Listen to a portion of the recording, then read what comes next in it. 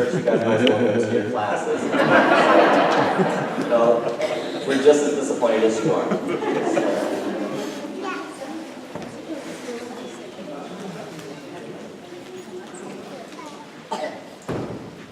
Again, welcome. Thank you for being here. Those of you who got new faces, thank you for joining us today. You may notice these hats on stage, kind of hard to miss. We're launching a new series starting today entitled The Hats We Wear. And so I thought as a visual, we'd add some hats on stage. Most of them came from the drum family, but a couple we got from some other places also.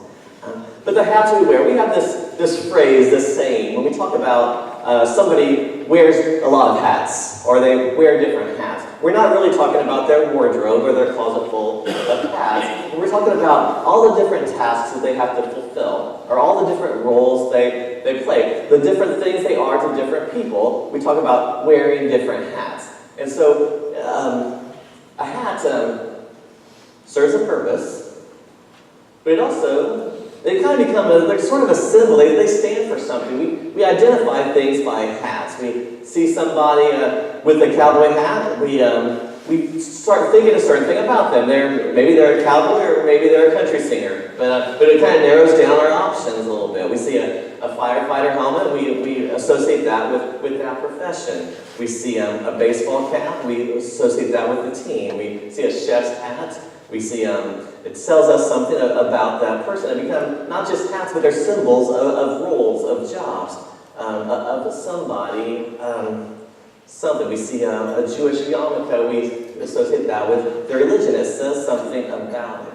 So when we use this phrase, wearing different hats, it's because hats throughout history have meant something. But what we're really talking about is how we relate to the world around us. We wear different hats, and a lot of times we find ourselves in these situations where we're balancing all the different hats we wear. Because we have all these different roles we have in life, these different relationships with different people, and we got to wear all these different hats. And so in this series, we're going to be taking some different hats that we wear, and that you'll find yourself in. And we're going to be looking at the hat of a friend. Hopefully all of us have friends and are a friend, and so this is a hat that most of us are familiar with. We have to balance friendships in our life. I read a story this week about two little girls. They're sitting on the steps in front of their apartment complex, and they're just crying, big tears, and the kind of sobs that you have to occasionally take a gasp of air to get the oxygen to flow, and it's just uncontrollable sobbing. And a man came up and hearing the sobs and seeing these girls visibly upset, he drops his briefcase and runs to the girls, trying to figure out, he thinks that one of them might be hurt, and so he kind of runs to their side, and he runs over to one of them, and he's like, "Little girl, are you okay?" And it's still sobbing, and this little girl, she holds up her doll, and she's through her sobs, how they talk. It's like, "My baby's arm fell off." And sure enough, her baby doll's arm had come off, and it was a tragic day, and she's just weeping. And the man takes the doll, and with some effort and some work and some luck, he gets the arm back on the doll and is able to hand it back to the little girl. And she's like, she's like, "Thank you," and still sniffling and thanking you. And so the man turns to the other girl, and he asks "And what's making you cry, young lady?" And she wipes her cheeks and she's like, "I'm okay. I'm just helping her cry." Don't we all need friends like that? Friends that will help us cry. I hope that you have a friend like that in your life, somebody that is willing to go through those emotions with you. Friends are an important part of our life. God said from the very beginning, He said, it's not good for man to be alone. And a lot of times we associate that with marriage, which is good, but that concept is not limited just to marriage. We were designed, it's not good for us to go through life in isolation. That was never God's intent. We were designed to be in friendship, relationship with God, and friendship, relationship with those around us. We were never meant to be alone. We were never meant to be isolated. Even though some of us might be more extroverted and some of us might be more introverted and we like our time alone, we like to get away, none of us were meant to totally be isolated. We were meant for friendship. We were meant for relationship. Who we are, who our friends are, plays an important role in our life. As a youth minister, I'd often say that aside from your decision to follow Christ, your decision to accept Christ as your Savior, aside from that, the most important decision you will ever make is who your friends are. Because who your friends are, who you decide to hang out with, affects the trajectory of your life. It affects who you become. Our friends can drag us down or they can lift us up. So who we associate with is such a powerful, it's one of the most powerful decisions as a young person we will make. It can affect the trajectory of our life. We've even, you hear some sad stories of people whose lives have been changed just because of guilt by association. They were with the wrong people in the wrong place at the wrong time. And maybe they didn't even do anything wrong, but their lives are forever changed because they were with the wrong people in the wrong place at the wrong time. Who our friends are is so important. The Bible speaks a lot about friendship. The book of Proverbs especially has a lot to say about having good friendships and giving wisdom and advice for that. We're going to look at some Proverbs today. This is something a little bit different today than we normally do. And instead of having a scripture above me, there's an insert in your bulletin. And it's just various Proverbs on friendship. And this isn't all the Proverbs on friendship or by any means, but these are some select ones that we have. And I'm going to do something. I had this idea as I was sitting there, and the bad thing with a new idea is you haven't had time to decide if it was a good idea or a bad idea. So what I'm going to do is I'm going to have us read these out loud together as a church in different groups. So I'm going to address a certain group of people, and I'd like you to read aloud these scriptures, and we're going to read through them. So first of all, we're going to start with everybody. So if you are in the category everybody, then read this first one with me. A friend loves at all times. And a brother is born for adversity. All right, now let's just have the men in the room. We're going to do the next one. A man of too many friends comes to ruin, but there's a friend who sticks closer than a brother. All right, now let's do the ladies. The ladies in the room, can you read that next one for us? Whoever walks with the wise becomes wise, but the companion of fools will suffer harm. All right. So let's do everybody again.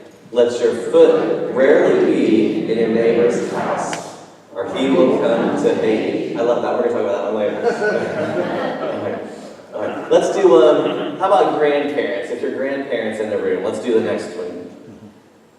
Like one who takes away a garment on a cold day, or like vinegar poured on a wound, is one who sings songs to a heavy heart. All right, let's do everybody say younger than 45. All right, that way I can help you out a little bit. All right, like a maniac shooting flaming arrows of death is one who deceives their neighbor and says, I was only joking. All right, now everybody older than 45. There is a hope for you, and love that is concealed. All right, let's do everybody again. Wounds from a friend can be trusted, but an enemy multiplies kisses. All right, just the men. Oil and perfume make the heart glad, so a man's counsel is sweet to his friend. And the ladies. He who blesses his friend with a loud voice early in the morning, it will be reckoned a curse to him. All right, let's do all non-Indiana natives, because I know there's some of you and some of us out there. So non-Indiana natives are going to do the next one, all right? Iron sharpens iron, so one man sharpens another. And let's see, I'm running out of age groups. All right, let's do parents, all the parents. Whoever rebukes a person will be in favor, rather than one who has a flattering tongue. and everybody. Those who flatter their friends are spreading nets for their feet. So a wide range of verses. We're going to revisit some of these, but a wide range of verses that all tie into friendship. We're going to look at the first thing we're going to talk about is we talk about the hat of a friend, a hat that we all find ourselves wearing. We're going to talk about the uniqueness of friendship, first of all. Proverbs 18:24 says there's a friend who sticks closer than a brother. And we hear that, we might think it's nice, it's motivating, it would make a good poster, but we don't even think of it as necessarily earth-shattering proverb. But a man of too many friends comes to ruin, but there's a friend who sticks closer than a brother. But the original culture that this was written in the Old Testament, we need to realize how family-centered, this is a very, very, very family-centered, family-oriented culture. Family was everything. You lived for your family. You did not disgrace the name of your family. You didn't do anything that would be considered a mark to your family name. And I know some of you live on the same property as your family, or shared family property, but it was very common then. You just built your house attached to your parents' house. So talk about some closeness and some family there. So for them to hear that there is a friend that sticks closer than a brother, closer than a family member, that would be more shocking to them when they originally heard that. It seemed like almost like a controversial question. You mean there's a friend that can be closer than family? Because family it's all about family. Now, family is important. We're going to be talking about some of the different hats we wear in our family later on in the series, so I'm not disclaiming that. But friendship is unique because it's a relationship we choose. We don't get to choose our family. We all have family members we like and family members that we kind of put up with and tolerate. Family members that maybe we don't get along with very well. But if those family members find themselves in trouble, if they're in need, we will still step up and we'll still help them because it's family. There's a loyalty, there's a family love there, that we are family, so we will stick together. We will help each other out if we can. But a friend is a friend by choice. Nobody forces a friendship on you, and you can't force a friendship on somebody else. It's a relationship that stems out of choice. The Hebrew word there for sticks, when it says a friend sticks closer than a brother, that's the same word as cleaves that we see, in the marriage relationship. It's this idea of this commitment out of a passionate love, a passionate commitment. There's a friend that sticks closer, that cleaves to you out of commitment. Now, I said that this culture, they put a big emphasis on family. Our culture puts a big emphasis on romantic love, doesn't it? And you, almost all the movies you watch, I think, our TV is stuck on the Hallmark Channel. Just can't seem to click off of it for some reason. So many of our movies, so much, the songs we hear on the radio, so much of the focus, not all, but so much of the focus is on a romantic love. And there's nothing wrong with that, but it's just so much our focus. You don't stand in the grocery aisle and see the magazine titles, and it doesn't say, who's best friends with who, It's always, who's dating who, or who broke up with who, or, it's all that kind of stuff that our culture seems to be consumed with and put the emphasis on. So friendship is unique. It's something we've done that doesn't get a lot of our attention, and it's unique in that way. Look at the trilogy Lord of the Rings. I don't know if you're familiar with that, but when you read the books, those books are all about friendship. And Tolkien is seriously a band of brothers and sticking together and overcoming all these odds as friends sticking together. You have to try really hard reading the book to find the romance in the Lord of the Rings. But then when you watch the movies, Hollywood's version, they had to put emphasis on the romance. Friendship is the least necessary of our loves. Romantic love is, to some extent, whether good, godly romantic love or even the flawed, version of romantic love, it is necessary. Romantic love is necessary for, in Bible terms, be fruitful and multiply. Without romantic love, we wouldn't have a generation after continuation of the species without romantic love's role in that. Without family love, we wouldn't have it because you can't just bring the kids into the world. You have to train them up. You have to teach them to be responsible and to how to live and contribute to society. You have to raise them up. So it takes romantic love. It takes family love. So in a busy culture, sometimes friendship love is not going to force itself on us because it's not the necessary love. The others are necessary. They have to become part of our lives. We can go through life too busy for friendships, too busy to cultivate friendships. That's not healthy. But because it's not necessary, biologically or sociologically necessary to develop good friendships, sometimes we can go through life with very shallow or non-existent friendship. And that's not what God intended, and that's not healthy. But it has to take deliberate, it has to be a choice. It has to be intentional.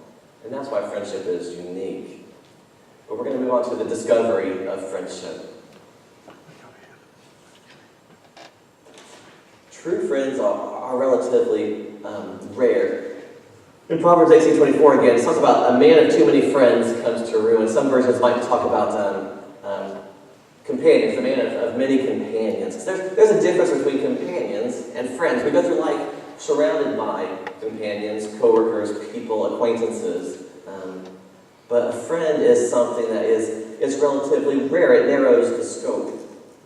We even look at the life of Jesus, and he had a lot of disciples that would follow him and travel with him and listen to him and were invested in his ministry. But then he had 12 that were with him everywhere, every step of the way. And then he had there are 3, Peter, James, and John, that he was even closer to.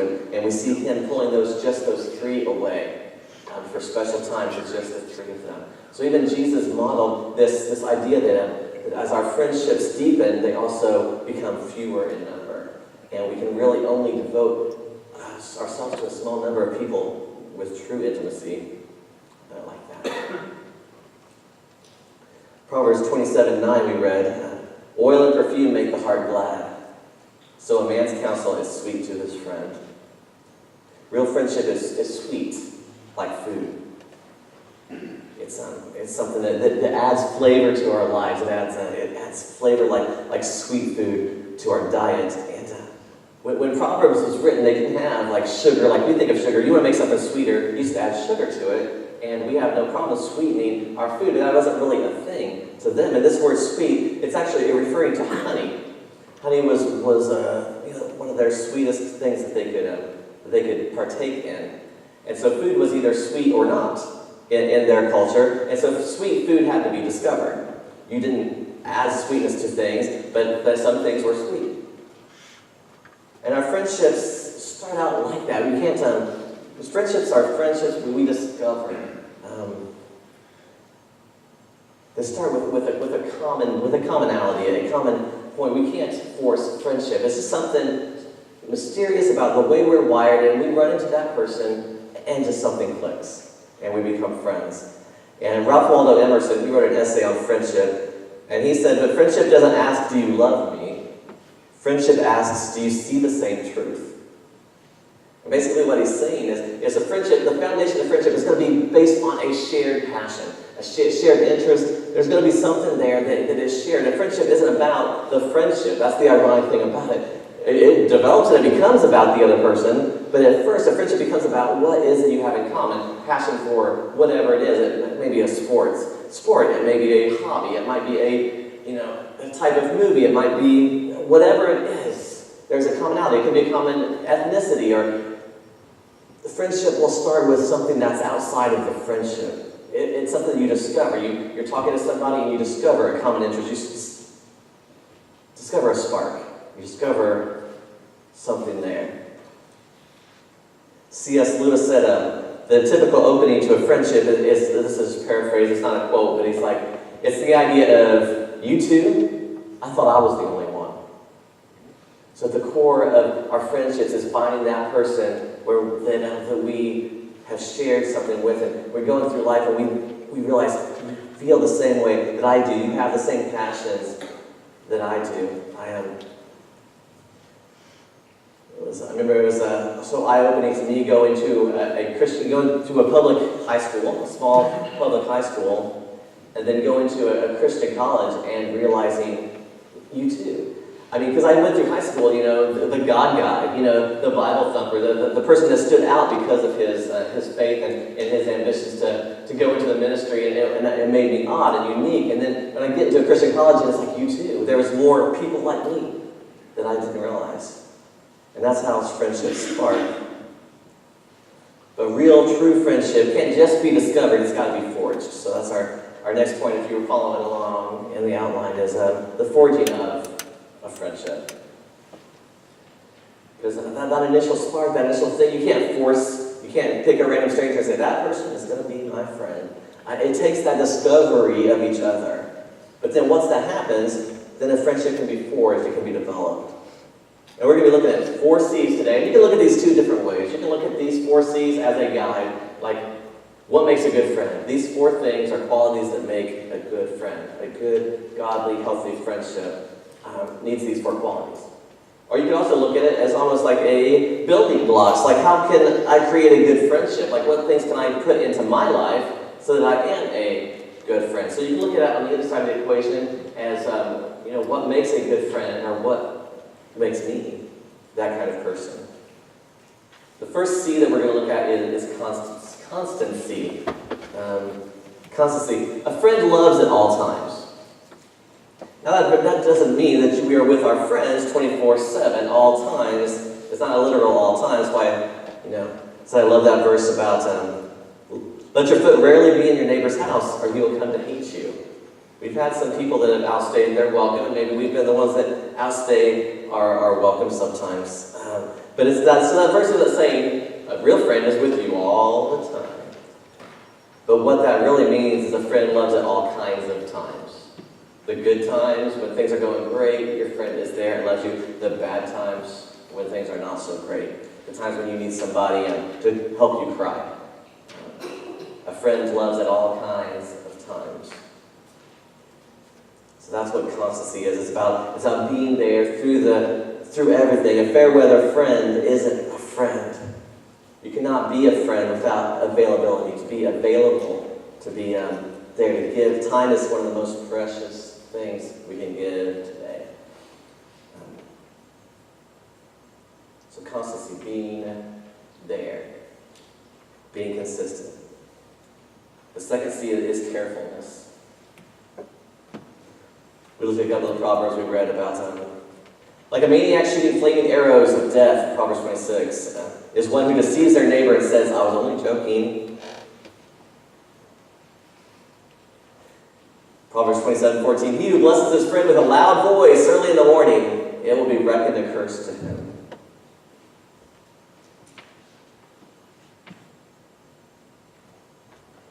Proverbs 25:20, like one who takes away a garment on a cold day, or like vinegar poured on an open wound, is one who sings songs to a heavy heart. So I include those verses about friendship. They seem like a little out of place. The idea is a friend knows us so well. It's about intimacy. It's about an emotional connection. Knows how you're feeling. A friend should know us well enough to know that they're not going to, if we are not a morning person, they're not going to wake us up with a loud voice. If they're not going to outstay their welcome. They read us. There's emotional intelligence involved in a friendship.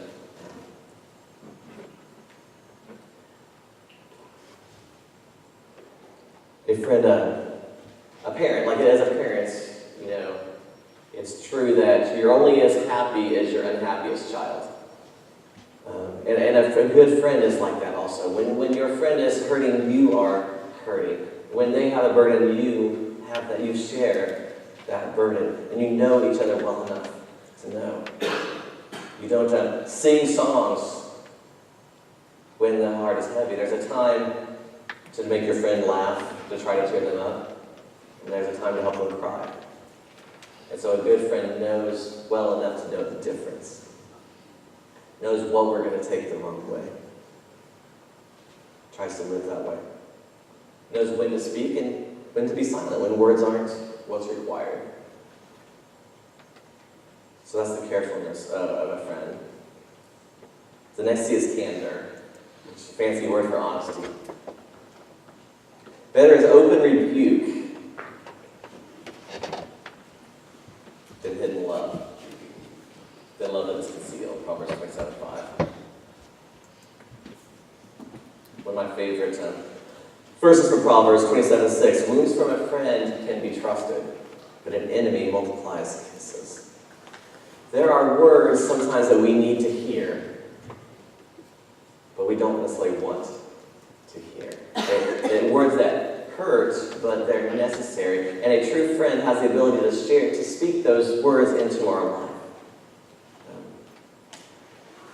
Sometimes we can fool ourselves and think, well, I just love that person too much. I care too much to say that to them. But what we're really saying is I love myself too much to create that awkward moment, that confrontation that's required. I love the friendship, and I want to keep the friendship, so I don't want to risk the friendship for the sake of the friend. So I care more about the friendship than the friend itself. But candor is to be able to honestly speak into a friend's life.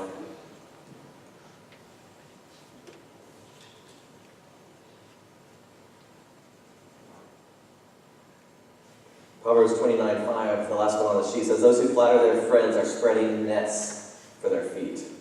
Those who flatter their friends. Sometimes it's tempting. I was just talking to one of my daughters a couple of days ago, about a situation where a friend came to them for advice, and they knew they had a choice.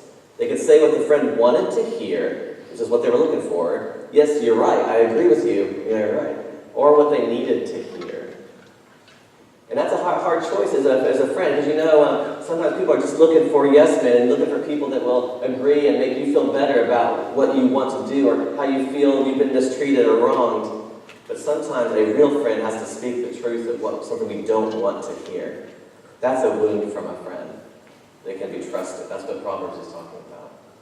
Is even though the words hurt, that you can trust it when they come from the right person, when they come from a friend. And so you can see how this idea of candor and this idea of carefulness are in this tough little balancing act, because you've got to speak the truth sometimes and in honesty, but you've got to know and be sensitive to the feelings and emotions of the timing. So there's that carefulness and that candor, and they walk this tightrope together with our friendships. So we don't want to say things just because they want to hear them. But sometimes I guess here's what I'm saying.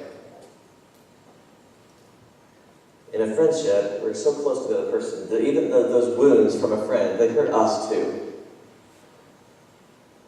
We don't like to say them. So if something's on your heart and you want to confront somebody with them, if those words don't hurt you, then you're not ready to say them. Because of that closeness that a friendship has, is that it should hurt you to speak the truth just as much as it hurts them to hear it. So you're ready to share the truth when words hurt you too. The last C is counsel, and we've already hinted on that. Friend is someone we need to get advice from, and 27:9 says, oil of perfume make a heart glad, but a man's counsel is sweet to his friend. So having friends that can give us advice is so important. And that's why it's important to have a friend of like faith. Is so important. Because we need somebody, if we claim to follow Christ and want God's will, it doesn't make sense. The world is full of advice givers. But it doesn't make sense to go to the world for advice. If we're trying to follow God's will, we need people on that same page with us to give us counsel. That doesn't mean we don't have any non-Christian friends. Doesn't mean we shouldn't be out there influencing and building those relationships too. But we've got to have a band of people, and that's the role of the church, is to have that band of people that we can go for godly counsel, for wise counsel. Everybody in our lives, we need relationships that are behind us, People that we can help along, that they're in a spot in their journey. Maybe they don't know Christ. Maybe they're young in their faith. So we need those relationships with people behind us. But we also need those people beside us. People that are walking along life with us, going through the same things we're going through. And we can just be there for each other and hold each other accountable. But not just people beside us, we need people before us too. People that have been through what we've gone through and came out on the other side. And we can get our advice and our counsel from people who have gone through and the things that we are going through. So that's the counsel of a friend. As iron sharpens iron, the counsel of a friend, it's a two-way street. It's not one-sided. There's transparency on both sides. There is helping on both sides. Both people, there's a time to speak and to listen, a time to cry, a time to celebrate. As iron sharpens iron. You'd read a lot from these passages and you kind of two thoughts emerge, I think. First of all, is this image of this feeling of longing. I want that kind of friend, because the Bible paints this ideal friend, this picture of a perfect friend. It's like, I want that kind of friendship, but some obstacles get in our way as we live in a society that is so busy. We live in a society that is very mobile, and I don't know if I haven't been in Scottsburg long enough to know if it's true here, but I know in other places we've lived, it gets so frustrating. Sometimes I feel like the minute I really start connecting and forging a friendship, that person moves away. And it's hard. We live in such a mobile society, and it's very common for people to move for work or health situations and family situations, and they move, and we just live in that society that's hard for friendships to be forged because of the mobility of our society. And it's also hard for friendships to be forged because I think this level one connectivity kind of has lowered our standard, and not there's a place for social media, and we're so connected. And when those friends move away, we can stay connected, and we live in such a great, great time that we can FaceTime and see our friends, no matter how far away they are. We can still stay connected with them. But at the same time, we live in a world where we think because we have 1,000 Facebook friends that we are surrounded by friends, and we can still live in isolation still. So I think with our connectivity, we can fool ourselves, and we are settling for this level one type connectivity. And God's designed us for more than that. In addition to that longing, I think also we can just feel like a conviction that I want to be that kind of friend. Not only do I wish I had that kind of friend, I want to be that kind of friend. I think that is a completed place to be, because we can control us. So where does that power come from? How can we become the friends that we want to be so that we can have the friends that we want to have?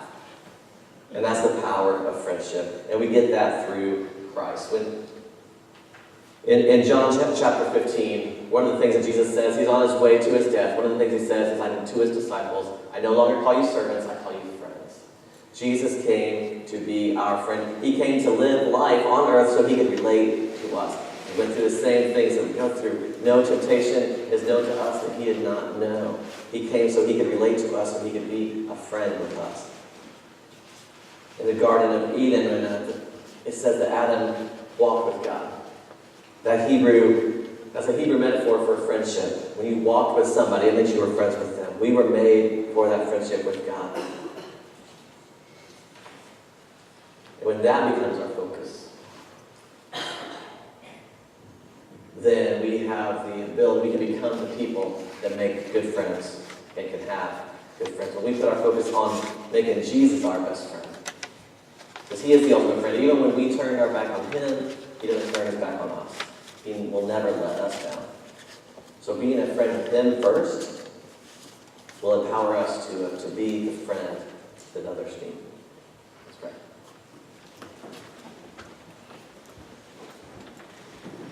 Father God, thank you so much for friendship, for the people that you've given us in our lives.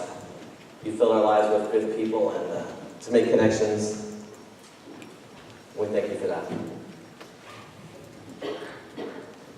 Pray that you help us to be the friends that others need and to find the friends that we need. To make time to be real, to be honest, to be open, to be transparent. Above all, we thank you for your friendship, that you did not Dear God that wants a relationship with us. You long to be in a relationship with us. And when that relationship is broken, you sent your Son to the cross to restore that relationship with us. You want to be our friend. And thank you for being a God who loves us that much. In your Son's name, amen. Just stand as we sing our invitation and talk about being a friend with God. That's the most important decision you can make. If you haven't made that decision yet, please come forward. And none of your other friendships are going to fall into place until you have that one friendship right.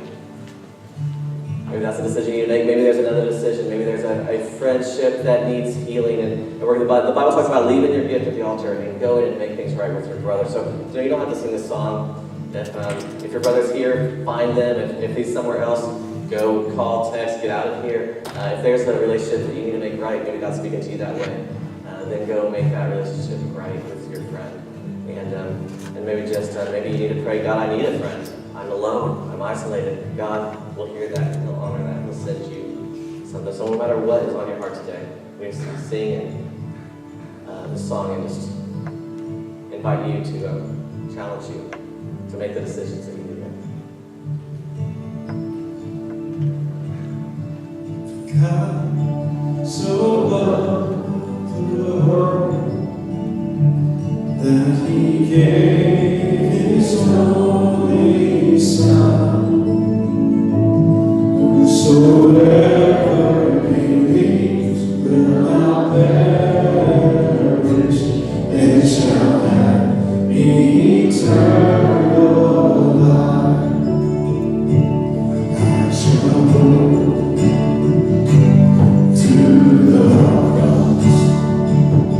I shall hold to God alone, for His love has salvaged me, for His love has set me free. For God so loved the world that He gave His only Son. Whosoever believes will not perish, they shall have eternal life. I shall wait upon the Lord. I shall wait upon His word. By His grace I am released. By His grace I am redeemed. For God so loved the world that He gave His only Son. Whosoever believes will not perish, they shall have eternal life.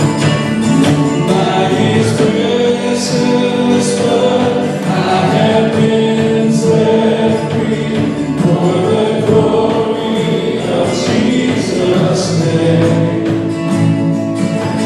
I surrender all now to Christ alone. In Jesus I am